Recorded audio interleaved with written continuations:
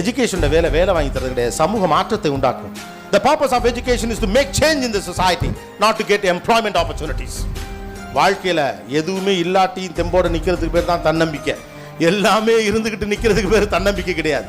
எதுவும் இல்லாட்டி நிற்கணும், ஆள் அம்பு ஆயுதம் எதுவும் இல்லாட்டி நிற்கணும், தனிச்சு நிற்கணும், பயப்படாம நிற்கணும். அதுதான் நம்பிக்கை. நான் இருக்கேன் எனக்கு தோணும்.